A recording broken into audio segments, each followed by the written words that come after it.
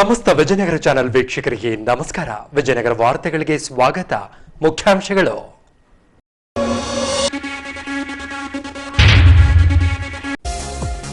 12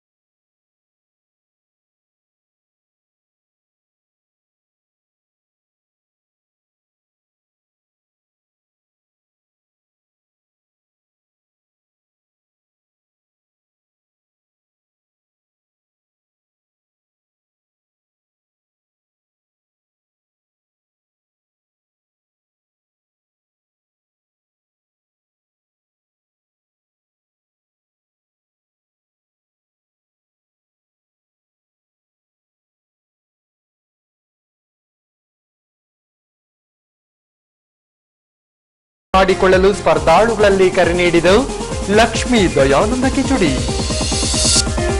ಇದೀಗ ವಾರ್ತೆಗಳ ವಿವರ. 12ರಿಂದ 14 ವರ್ಷದೊಳಗಿನ ಮಕ್ಕಳಿಗೆ ಕೋವಿಡ್ ಲಸಿಕೆ ಹಾಕುವ ಕಾರ್ಯಕ್ಕೆ ದಿನಾಂಕ 16ರಿಂದ ಚಾಲನೆ ನೀಡಲಾಗಿದೆ. ಈ ಭಾಗವಾಗಿ ಸರ್ಕಾರಿ ಉಪವಿಭಾಗ ಮಟ್ಟದ ಸಾರ್ವಜನಿಕ ಆಸ್ಪತ್ರೆಯಲ್ಲಿ ಶಾಲಾ ಮಕ್ಕಳಿಗೆ ಕಾರ್ಬಿವ್ಯಾಕ್ಸ್ ಲಸಿಕೆ ಹಾಕುವ ಮೂಲಕ ಲಸಿಕಾ ಕಾರ್ಯಕ್ರಮಕ್ಕೆ ಚಾಲನೆ ನೀಡಲಾಯಿತು. ಹೀಗೆ ದಿನಾಂಕ 16ರಂದು ತಾಲೂಕು ಸಾರ್ವಜನಿಕ ಆಸ್ಪತ್ರೆಯಲ್ಲಿ 12ರಿಂದ 14 ವರ್ಷದೊಳಗಿನ ಮಕ್ಕಳಿಗೆ ಕೋವಿಡ್ ಲಸಿಕೆ ಅಭಿಯಾನವನ್ನು ಆರಂಭಿಸಲಾಗಿದೆ. ತನ್ನಿಮಿತ್ತವಾಗಿ ವೈದ್ಯರಿಂದ ಶಾಲಾ ಮಕ್ಕಳಿಗೆ ಕಾರ್ಬಿವ್ಯಾಕ್ಸಿನ್ ಲಸಿಕೆ ಹಾಕುವ ಮೂಲಕ ಲಸಿಕಾ ಕಾರ್ಯಕ್ರಮಕ್ಕೆ ಚಾಲನೆ ನೀಡಲಾಯಿತು. ಇನ್ನು ಕೋವಿಡ್ ಎಂಬ ಮಹಾಮಾರಿಯನ್ನು ತಡೆಗಟ್ಟುವ ಹಿನ್ನೆಲೆಯಲ್ಲಿ ಲಸಿಕೆ ಸಿದ್ಧಪಡಿಸಲಾಗಿದ್ದು 12ರಿಂದ 14 ವರ್ಷದೊಳಗಿನ ಮಕ್ಕಳಿಗೆ ಕಾರ್ಬಿವ್ಯಾಕ್ಸ್ ಲಸಿಕೆಯನ್ನು ತಪ್ಪದೇ ಹಾಕಿಸಬೇಕೆಂದು ತಾಲೂಕು ವೈದ್ಯಾಧಿಕಾರಿ ಭಾಸ್ಕರ್ ಅವರು ಮಕ್ಕಳ ಪಾಲಕ ಪೋಷಕರಲ್ಲಿ ಕರೆ ನೀಡಿದ್ದಾರೆ.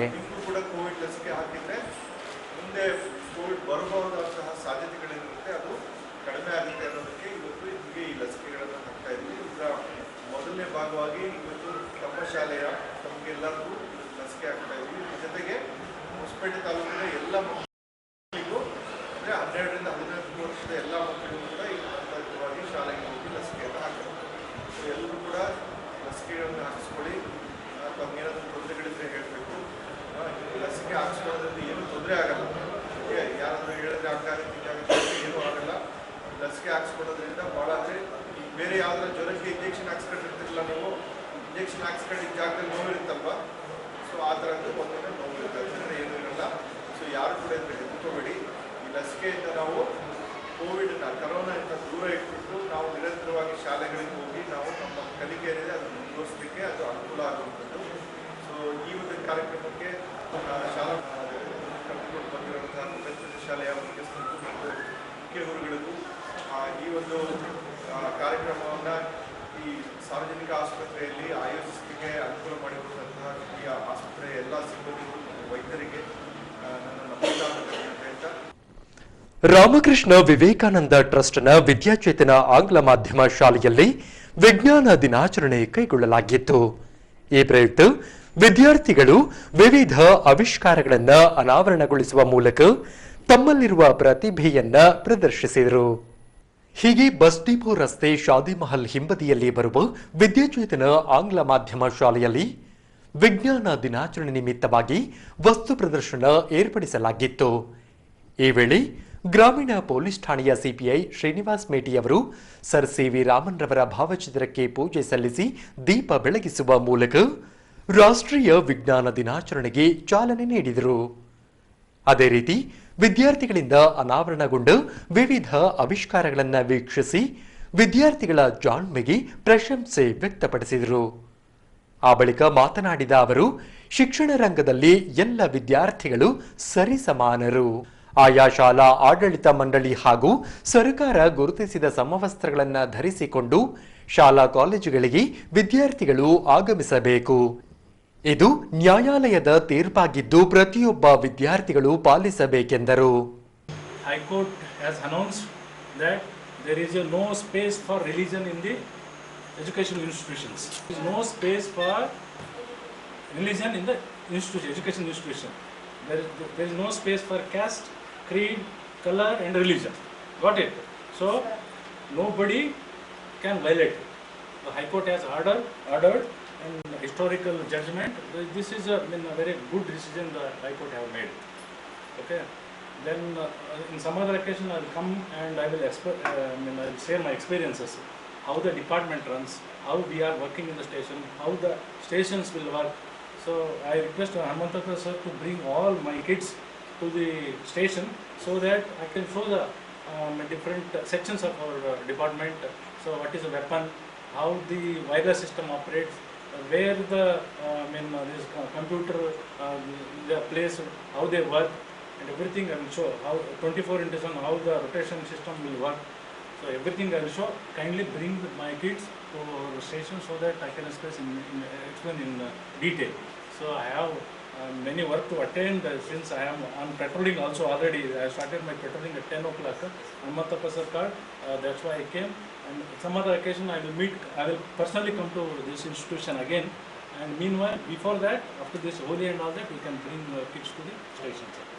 Thank you for calling me and offering space for inaugural speech.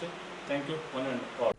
ಬಳಿಕ ಶಂಕರ್ ಆನಂದ್ ಸಿಂಗ್ ಸರ್ಕಾರಿ ಪ್ರಥಮ ದರ್ಜೆ ಕಾಲೇಜಿನ ಪ್ರಾಧ್ಯಾಪಕ ವೆಂಕಟೇಶ್ ಮಾತನಾಡಿ, ನಾವು ಮಾಡುವ ಕ್ರಿಯೆಗಳಿಂದ ನಮ್ಮ ಊರಿಗೆ ಹೇಗೆ ಕೀರ್ತಿ ತರಬಹುದೆಂಬುದಕ್ಕೆ ಅನೇಕ ವ್ಯಕ್ತಿತ್ವಗಳು ಸಾಕ್ಷಿಯಾಗಿ ಸಿಗುತ್ತವೆ.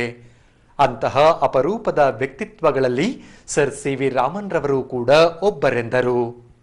ನಾವೆಲ್ಲ ವಿದ್ಯಾರ್ಥಿಗಳಾಗಿದ್ದಾಗ ಜೋಳದ ರಾಶಿ ಗುಡ್ಡವನ್ನ ಕುತೂಹಲದಿಂದ ನೋಡ್ತಾ ಇದ್ವಿ. ಇನ್ನೊಂದು ಜೋಳದ ರಾಶಿ ಇದೆ ಬಳ್ಳಾರಿ ಜಿಲ್ಲೆಯಲ್ಲಿ. ಅಲ್ಲಿ ಒಬ್ಬರು ಜೋಳದ ರಾಶಿ ದೊಡ್ಡನಗೌಡರು ಅಂತ ಗಮಕ ಕಲಾವಿದರು, ಪಂಡಿತರು ಆಗಿ ಹೋಗಿದ್ದಾರೆ. ಅಂದ್ರೆ ನಾವು ಮಾಡುವ ಕ್ರಿಯೆಗಳಿಂದ ನಮ್ಮ ಊರಿಗೆ ಹೇಗೆ ಕೀರ್ತಿಯನ್ನು ತರಬಹುದು ಅನ್ನೋದಕ್ಕೆ ಅನೇಕ ವ್ಯಕ್ತಿತ್ವಗಳು ಸಾಕ್ಷಿಯಾಗಿ ನಿಂತ್ಕೊಂಡಿದ್ದಾರೆ. ಇವತ್ತು ಸರ್ ಸಿ.ವಿ. ರಾಮನ್ ಅವರ ಜನ್ಮದಿನ ಕೂಡ. ಆ ಬಳಿಕ ಮುಖ್ಯೋಪಾಧ್ಯಾಯ ಹನುಮಂತಪ್ಪನವರು ಮಾತನಾಡಿ, ಮಕ್ಕಳಲ್ಲಿ ವೈಜ್ಞಾನಿಕ ಮನೋಭಾವ ಬೆಳೆಸಬೇಕೆಂಬ ಉದ್ದೇಶದಿಂದ ರಾಷ್ಟ್ರೀಯ ವಿಜ್ಞಾನ ದಿನಾಚರಣೆ ನಿಮಿತ್ತವಾಗಿ ವಿಜ್ಞಾನಕ್ಕೆ ಸಂಬಂಧಿಸಿದ ವಸ್ತು ಪ್ರದರ್ಶನ ಏರ್ಪಡಿಸಲಾಗಿತ್ತೆಂದರು. ನಮ್ಮ ಶಾಲೆಯ ಈ ಮಕ್ಕಳು ಅವರ ಮನಸ್ಸಿನಲ್ಲಿ ವೈಜ್ಞಾನಿಕ ಮನೋಭಾವ ಬರಲಿ ಅನ್ನೋ ಉದ್ದೇಶದಿಂದ, ಮಕ್ಕಳಲ್ಲಿ ವಿಜ್ಞಾನದ ಬಗ್ಗೆ ಆಸಕ್ತಿ ಬರಲಿ ಅನ್ನೋ ಉದ್ದೇಶದಿಂದ ಪ್ರತಿಯೊಬ್ಬ ಮಕ್ಕಳು, ನಮ್ಮ ಶಾಲೆಯಲ್ಲಿ ಓದ್ತಕ್ಕಂಥ ಪ್ರತಿಯೊಬ್ಬ ಮಕ್ಕಳು ಕೂಡ ಪ್ರತ್ಯೇಕವಾಗಿ ಒಂದೊಂದು ಮಾಡೆಲ್ಗಳನ್ನು ಅವರ ಇಚ್ಛಾನುಸಾರವಾಗಿ ತರಬೇತಿಯನ್ನು ಪಡ್ಕೊಂಡು ಅವರು ಆ ಮಾಡೆಲ್ಗಳನ್ನು ಮಾಡಿದ್ದಾರೆ. ಇವತ್ತು ಅವರಲ್ಲಿ ಕಲಿಕೆ ಹೆಚ್ಚಾಗುವ ಉದ್ದೇಶಕ್ಕೋಸ್ಕರ ನಮ್ಮ BO ಮೇಡಮ್ ಸುನಂದವರ ಆಜ್ಞೆಯಂತೆ ಅವರು ಕೂಡ ಯಾವಾಗಲೂ ಹೇಳ್ತಾ ಇರ್ತಾರೆ, ಶಾಲೆ ಯಾವಾಗಲೂ ಕ್ರಿಯಾಶೀಲ ಶಾಲೆ ಆಗಿರಬೇಕಂತ ನಮ್ಮ ಸುನಂದಮ್ಮ BO ಮೇಡಮ್ ಅವರು ಹೇಳುವ ರೀತಿ ಹಾಗೆ ನಮ್ಮ ಮಕ್ಕಳಿಗೆ ಅವರ ಮಾತುಗಳನ್ನು ಹೇಳಿದಾಗ ಪ್ರತಿಯೊಬ್ಬ ಮಕ್ಕಳು ಕೂಡ ತಮ್ಮ ಮನೆಯಲ್ಲಿನೇ ಒಂದೊಂದು ಪ್ರಾಜೆಕ್ಟ್ಗಳನ್ನು ತಯಾರು ಮಾಡ್ಕೊಂಡು ಬಂದಿದ್ದಾರೆ. ಅದಕ್ಕೆ ನಮ್ಮ ಶಾಲೆಯ ಶಿಕ್ಷಕಿಯರು 10 ಅಂಕಗಳನ್ನು ನೀಡ್ತಾರೆ. ಅವರ ಮಾಡ್ತಕ್ಕಂಥ ಮಾಡೆಲ್ ಇರ್ಬೋದು, ಅವರು ನೀಡ್ತಕ್ಕಂಥ ಎಕ್ಸ್ಪ್ಲನೇಷನ್ಸ್ ಏನು ಇದೆಯೋ ಅದನ್ನು ಕೂಡ ಪರಿಗಣಿಸಿ 10 ಮಾರ್ಕ್ಗಳನ್ನು ನೀಡಿ ಪ್ರಶಸ್ತಿ ಪತ್ರಗಳನ್ನು ನೀಡಿ ಮಕ್ಕಳನ್ನು ಉಚ್ಚೇದನೆ ಮಾಡುವ ಉದ್ದೇಶದಿಂದ, ಅವರನ್ನು ಕ್ರಿಯಾಶೀಲನಾಗಿ ಮಾಡುವ ಉದ್ದೇಶದಿಂದ ಈ ಒಂದು ಕಾರ್ಯವನ್ನು ಹಮ್ಮಿಕೊಳ್ಳಲಾಗಿತ್ತು. ಇವತ್ತಿನ ದಿನ ಈ ಒಂದು ಕಾರ್ಯಕ್ಕೆ ನಮ್ಮ ನಗರದ ಗ್ರಾಮೀಣ ವಿಭಾಗದ CPI ಸರ್ ಶ್ರೀನಿವಾಸ್ ಮೇಟಿ ಸರ್ ಅವರು ಆಗಮಿಸಿ ಉದ್ಘಾಟನೆಯನ್ನು ಮಾಡಿದ್ದು, ಹಾಗೆಯೇ ಶಂಕರ್ ಆನಂದ್ ಸಿಂಗ್ ಕಾಲೇಜಿನ ಉಪನ್ಯಾಸಕರಾಗಿರ್ತಕ್ಕಂಥ ವೆಂಕಟೇಶ್ ಸರ್ ಅವರು ಕೂಡ ಆಗಮಿಸಿ ಈ ಒಂದು ಕಾರ್ಯಕ್ರಮವನ್ನು ಉದ್ಘಾಟನೆ ಮಾಡಿ ಯಶಸ್ವಿಗೊಳಿಸೋದಕ್ಕೆ ನಮ್ಮ ಶಾಲೆಯ ಪರವಾಗಿ ಅವರಿಗೆ ವಂದನೆಗಳನ್ನು ಅರ್ಪಿಸುತ್ತಾ ಹಾಗೂ ಬಂದಿರತಕ್ಕಂಥ ಎಲ್ಲ ಪಾಲಕರಿಗೂ ಕೂಡ ನಮಸ್ಕಾರಗಳನ್ನು ಅರ್ಪಿಸಿ ಮುಂದಿನ ದಿನಗಳಲ್ಲಿ ಬರ್ತಕ್ಕಂಥ ಎಲ್ಲ ಕಾರ್ಯಗಳಿಗೆ ಮುಂಚೂಣಿಯಾಗಿ ನಮ್ಮ ವಿದ್ಯಾರ್ಥಿಗಳನ್ನು ಬೆಳೆಸುವ ನಿಟ್ಟಿನಲ್ಲಿ ನಾವು ಪ್ರಯತ್ನ ಮಾಡ್ತೀವಿ ಅನ್ನೋದಕ್ಕೋಸ್ಕರ ಈ ಒಂದು ರಾಷ್ಟ್ರೀಯ ವಿಜ್ಞಾನ ದಿನಾಚರಣೆಯ ಕಾರ್ಯಕ್ರಮವನ್ನು ಶಾಲೆಯಲ್ಲಿ ಹಮ್ಮಿಕೊಂಡಿದ್ದೀವಿ. ಅದನ್ನು ಯಶಸ್ವಿಗೊಳಿಸಿದಂಥ ಎಲ್ಲರಿಗೆ ಧನ್ಯವಾದಗಳನ್ನು ಹೇಳ್ತಾ ಇದ್ದೇನೆ. ನಮಸ್ಕಾರ. ಹೊಸಪೇಟೆಯ ಟಿಬಿ ಡ್ಯಾಂನ ವಂಕೈ ಕ್ಯಾಂಪ್ನಲ್ಲಿ ಮಾರಿಯಮ್ಮ ದೇವಿಯ ಜಾತ್ರಾ ಮಹೋತ್ಸವ ಕೈಗೊಳ್ಳಲಾಗಿತ್ತು. ಈ ಪ್ರಯುಕ್ತವಾಗಿ ದಿನಾಂಕ 16ರಂದು ಜಾತ್ರಾ ಮೆರವಣಿಗೆ ನಡೆಸಿ ಅನ್ನಪೂರ್ಣೇಶ್ವರಿ ಅನ್ನದಾನಂ ಗ್ರೂಪ್ನಿಂದ 22ನೇ ವರ್ಷದ ಅನ್ನದಾಸೋಹ ನೆರವೇರಿಸಲಾಯಿತು. ದಿನಾಂಕ 8ರಿಂದ 17ರವರೆಗೆ ಟಿಬಿ ಡ್ಯಾಂನ ಭಕ್ತ ಸಮೂಹದಿಂದ ಮಾರಿಯಮ್ಮ ದೇವಿಯ 71ನೆಯ ವಾರ್ಷಿಕ ಜಾತ್ರಾ ಮಹೋತ್ಸವ ಕೈಗೊಳ್ಳಲಾಗಿದೆ. ಹೀಗೆ ದಿನಾಂಕ 16ರಂದು ಜಾತ್ರಾ ಮೆರವಣಿಗೆ ಕೈಗೊಳ್ಳಲಾಗಿ ಸಚಿವ ಆನಂದ್ ಸಿಂಗ್ ರವರ ಅನುಪಸ್ಥಿತಿಯಿಂದಾಗಿ ಅವರ ಪುತ್ರ ಸಿದ್ಧಾರ್ಥ ಸಿಂಗ್ ರವರು ಮೆರವಣಿಗೆಯಲ್ಲಿ ಪಾಲ್ಗೊಳ್ಳಲಾಗಿ ಇಲ್ಲಿನ ಮುಖಂಡರಿಂದ ಆತ್ಮೀಯವಾಗಿ ಸ್ವಾಗತಿಸಿಕೊಂಡು ದೇವಸ್ಥಾನದವರೆಗೆ ಮೆರವಣಿಗೆ ನಡೆಸಲಾಯಿತು.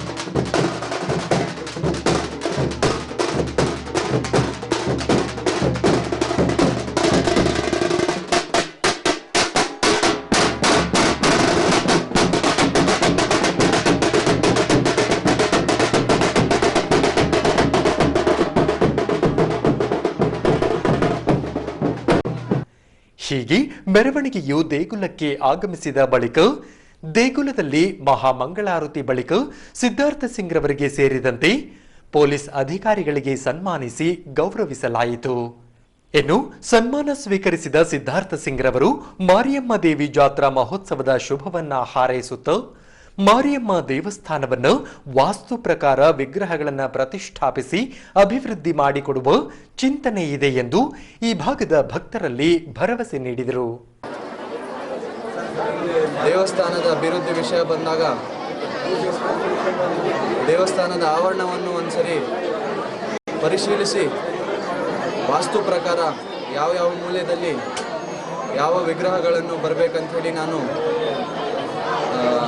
ಯಾಕಂದರೆ ನಮ್ಮ ವೇಣುಗೋಪಾಲ್ ಗುಡಿ ಪಟೇಲ್ ನಗರ್ನಲ್ಲಿರೋ ದೇವಸ್ಥಾನ ಜೀರ್ಣೋದ್ಧಾರ ಪೂಜೆ ಆದಾಗ್ಲೂ ಇಂಥ ಪೂಜೆ ಪುನಸ್ಕಾರಗಳ ಮುಖಾಂತರನೇ ನಾವು ಜೀರ್ಣೋದ್ಧಾರ ಮಾಡುವ ಒಂದು ವ್ಯವಸ್ಥೆಯನ್ನು ಇಟ್ಕೊಂಡಿದ್ವಿ. ಅದರ ಜೊತೆಗೆ ಅಮ್ಮನ ದೇವಸ್ಥಾನಕ್ಕೂ ಅದೇ ರೀತಿ ನಾವು ಪೂಜೆ ಪುನಸ್ಕಾರ ಮುಖಾಂತರ ನಾವು ಅಭಿವೃದ್ಧಿ ಮಾಡುವ ಒಂದು ಚಿಂತನೆ ಮಾಡ್ತೀವಿ ಅಂಥೇಳಿ ಈ ಮುಖಾಂತರ ಹೇಳಲು ಬಯಸ್ತೇನೆ. ಅದೇ ರೀತಿ ಈ ಭಾಗದ ಭಕ್ತರು ಧಾರ್ಮಿಕ ಮನೋಭಾವ ಹೊಂದಿದವರಾಗಿದ್ದು ಪ್ರತಿಯೊಂದು ಧಾರ್ಮಿಕ ಕಾರ್ಯಕ್ರಮಗಳನ್ನು ಶ್ರದ್ಧಾ ಭಕ್ತಿಯಿಂದ ನಡೆಸಿಕೊಂಡು ಬರುತ್ತಿರುವುದು ಸಂತೋಷದ ಸಂಗತಿ ಎಂದು ಟಿಬಿ ಡ್ಯಾಂ ಪೊಲೀಸ್ ಠಾಣೆಯ ಎಸ್ಐ ರಾಥೋಡ್ ರವರು ಈ ವೇಳೆ ತಿಳಿಸಿದ್ದಾರೆ. ಆ ಬಳಿಕ ಅನ್ನಪೂರ್ಣೇಶ್ವರಿ ಅನ್ನದಾನಂ ಗ್ರೂಪ್ನಿಂದ 22ನೇ ವರ್ಷದ ಅನ್ನದಾಸೋಹ ನಡೆಸಲಾಯಿತು. ಇತ್ತೀಚೆಗೆ ಜಾರಿಗೆ ತರಲಾಗಿದ್ದ ನೂತನ ಕೃಷಿ ಕಾಯ್ದೆಗಳನ್ನು ಭಾರತ ಸರ್ಕಾರ ಹಿಂಪಡೆದಿದೆ. ಆದರೆ ಕರ್ನಾಟಕ ರಾಜ್ಯದಲ್ಲಿ ಕೃಷಿ ಕಾಯ್ದೆಗಳನ್ನು ಜಾರಿ ಮಾಡಲಾಗಿದ್ದು ಈವರೆಗೂ ಹಿಂಪಡೆಯಲಾಗಿಲ್ಲ.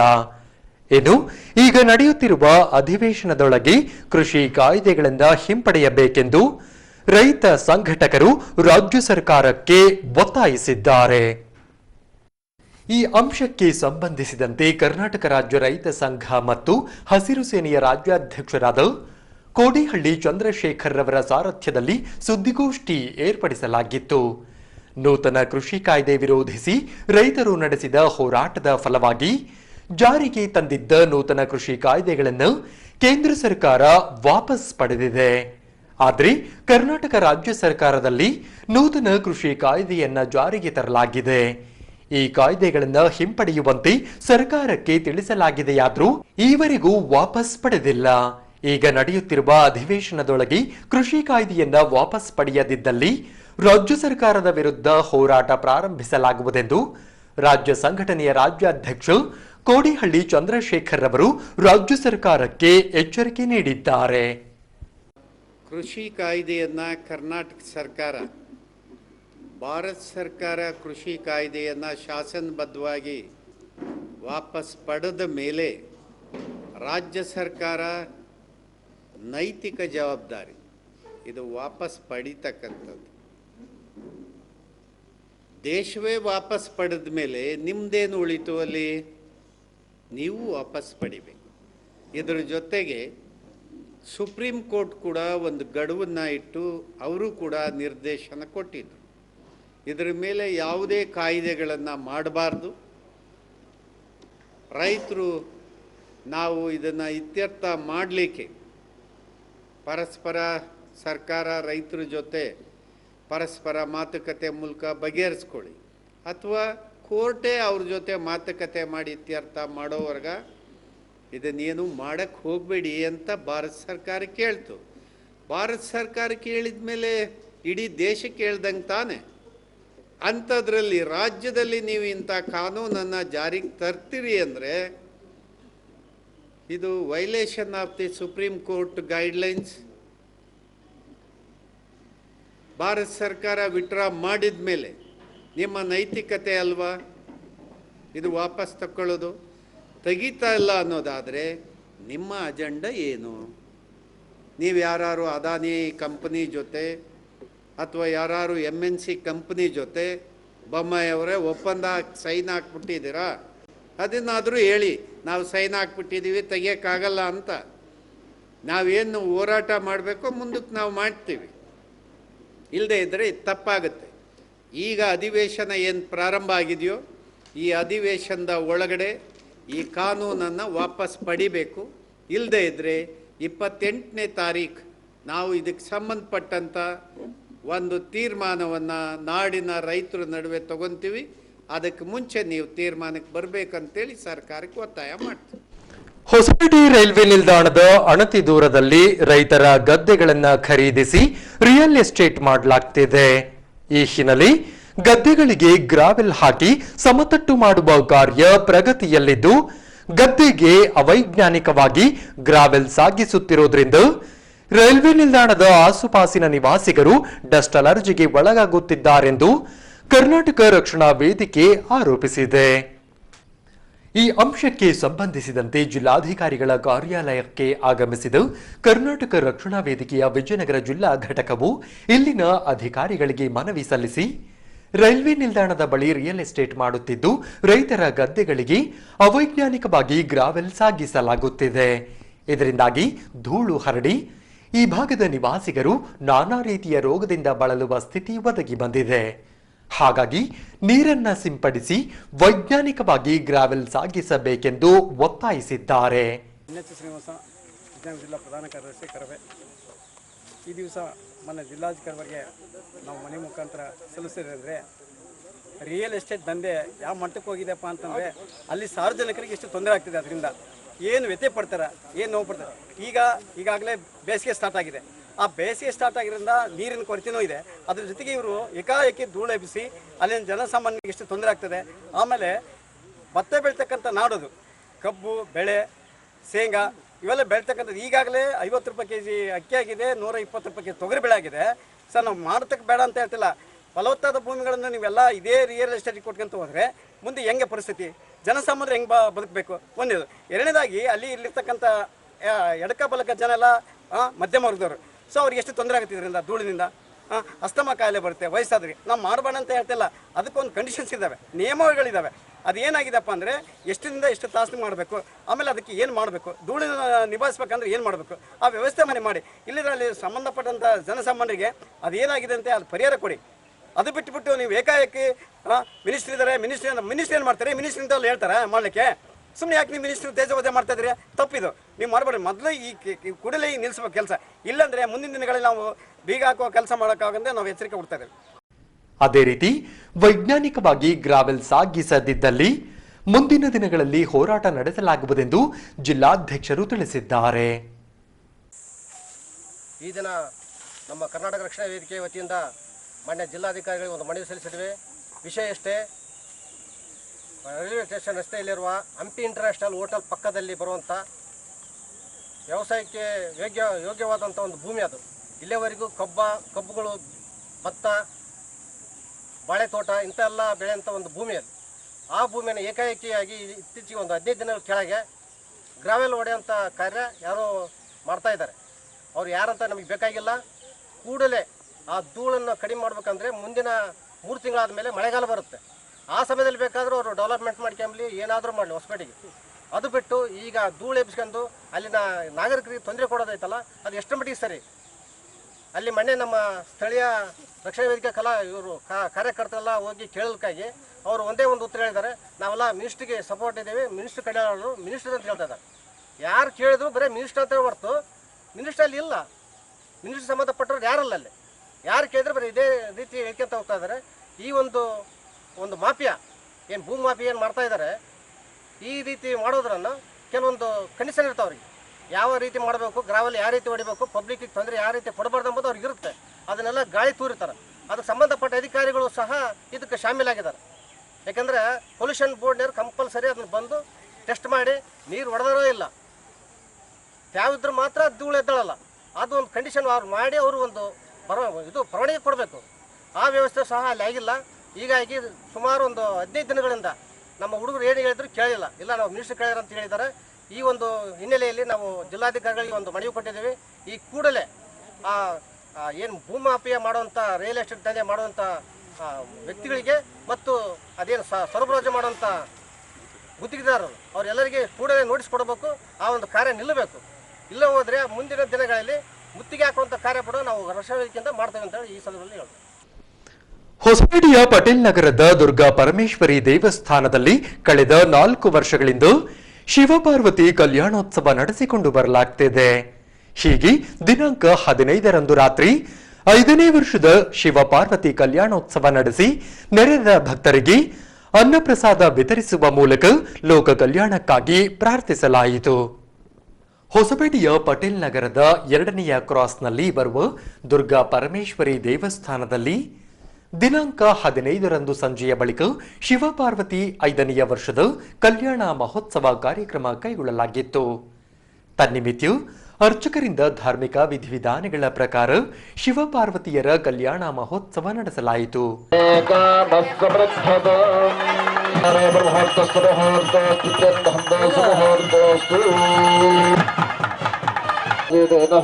उषदेरमात्रः तस्वारिङ्गमापयश्चक्षजायन्मथ आपो जनयथा कृतः आनं सुभद्वयोमि एले पुरोहितं नग्नस्तदे मृत्युयो होतारं तत्रदातनं विषयत्वर्जेत्वो वाजमस्थो देवोऽस्तिपदा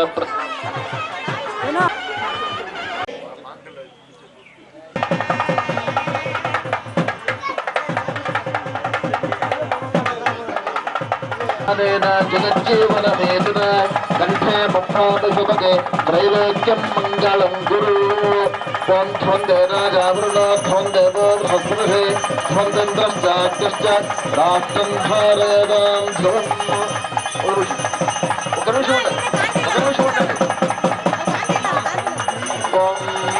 त्वं राजावरुणो त्वं देवो बृहस्पतिः त्वं चन्द्रश्चाग्निश्च राष्ट्रं धारयतां ध्रुवम्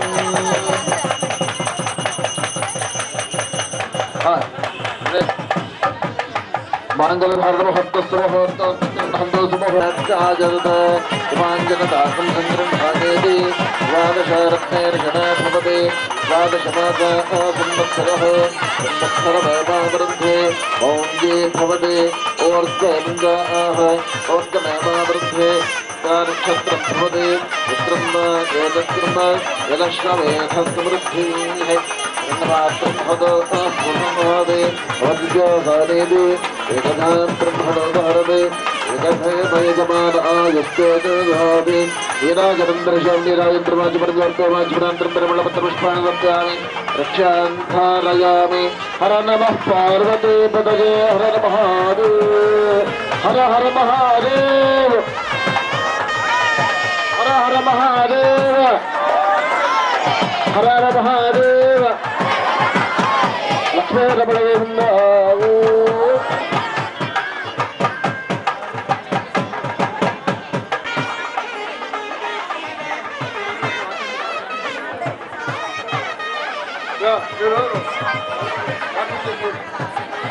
हरशंभो महादेव विश्वेश वरवल्लभ शिवशंकर सर्वात्मा नीलकंठ नमोस्तुते मृत्युंजय रुद्रानीलकंठाय शंभवे अमृतेशाय शर्व.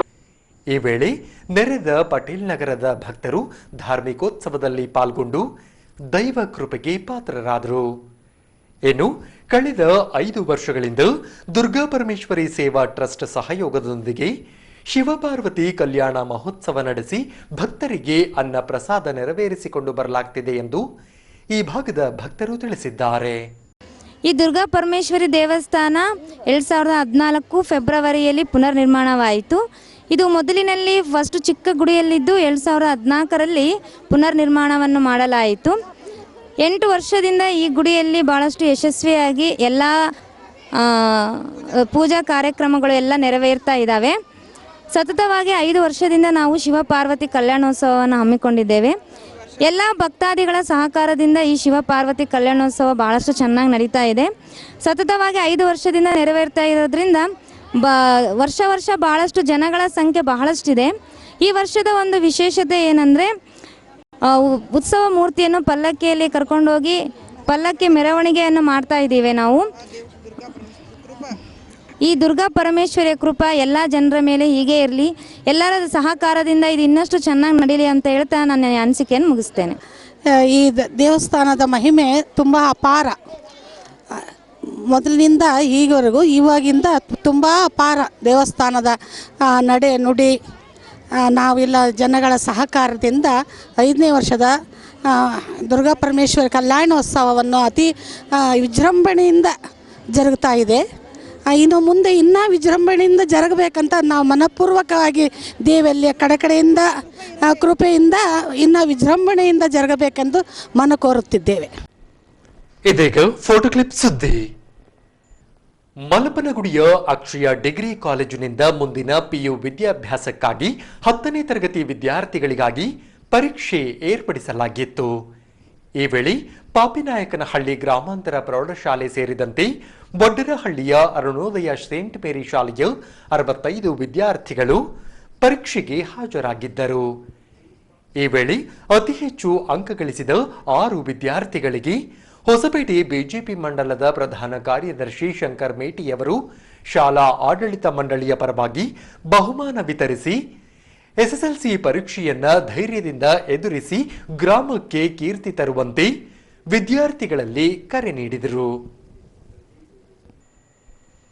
ಈಗ ಕ್ರೀಡಾ ಸುದ್ದಿ. ಹೊಸಪೇಟೆಯ ಜೈವೀರ ಹನುಮಾನ್ ಕ್ರೀಡಾ ಮತ್ತು ಸಾಂಸ್ಕೃತಿಕ ಯುವಜನ ಸಂಘದಿಂದ ದಿನಾಂಕ 18ರಂದು ದಾವಣಗೆರೆಯಲ್ಲಿ ಕರ್ನಾಟಕ ರಾಜ್ಯ ಪವರ್ ಲಿಫ್ಟಿಂಗ್ ಅಸೋಸಿಯೇಷನ್ ಇಂದ ರಾಜ್ಯ ಮಟ್ಟದ ಪವರ್ ಲಿಫ್ಟಿಂಗ್ ಸ್ಪರ್ಧೆ ಹಾಗೂ ರಾಷ್ಟ್ರೀಯ ಪವರ್ ಲಿಫ್ಟಿಂಗ್ ಸ್ಪರ್ಧೆಗೆ ಆಯ್ಕೆ ಕಾರ್ಯಕ್ರಮ ನಡೆಸಲಾಗುತ್ತಿದೆ. 3 ವಯೋಮಾನಗಳಲ್ಲಿ ಸ್ಪರ್ಧೆಯನ್ನು ಏರ್ಪಡಿಸಲಾಗಿದ್ದು ಪುರುಷರು ಹಾಗೂ ಮಹಿಳೆಯರಿಗೂ ಅವಕಾಶ ಕಲ್ಪಿಸಿಕೊಡಲಾಗಿದೆ. ಈ ಸ್ಪರ್ಧೆ ದಾವಣಗೆರೆಯ ಹೈಸ್ಕೂಲ್ ಮೈದಾನದ ಎದುರುಗಡೆ ಬರುವ ಅಕ್ಕಮಹಾದೇವಿ ರಸ್ತೆಯಲ್ಲಿನ ರಂಗ ಮಹಲ್ನಲ್ಲಿ ದಿನಾಂಕ 18ರಂದು ನಡೆಯಲಿದ್ದು ಆಸಕ್ತ ವಿಜಯನಗರ ಪಟುಗಳು ಭಾಗವಹಿಸುವಂತೆ ಕರ್ನಾಟಕ ರಾಜ್ಯ ಪವರ್ ಲಿಫ್ಟಿಂಗ್ ಅಸೋಸಿಯೇಷನ್ ಉಪಾಧ್ಯಕ್ಷರಾದ ಲಕ್ಷ್ಮೀದೇವಿ ದಯಾನಂದ ಕಿಚಡಿ ಅವರಿಂದ ಪ್ರಕಟಣೆ ಹೊರಡಿಸಲಾಗಿದೆ. ಕೊನೆಯಲ್ಲಿ ಮತ್ತೊಮ್ಮೆ ವಾರ್ತೆಗಳ ಮುಖ್ಯಾಂಶಗಳು.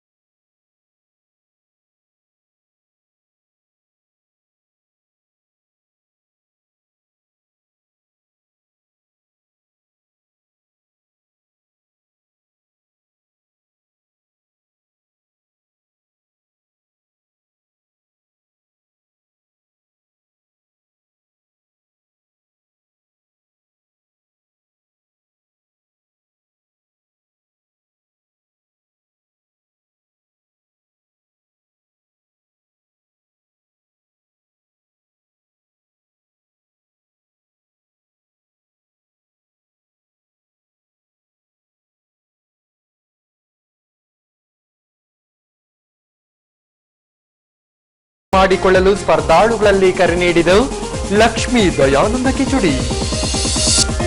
ಇದರೊಂದಿಗೆ ನಮ್ಮ ಈ ವಾರ್ತಾ ಪ್ರಸಾರ ಮುಕ್ತಾಯವಾಯಿತು.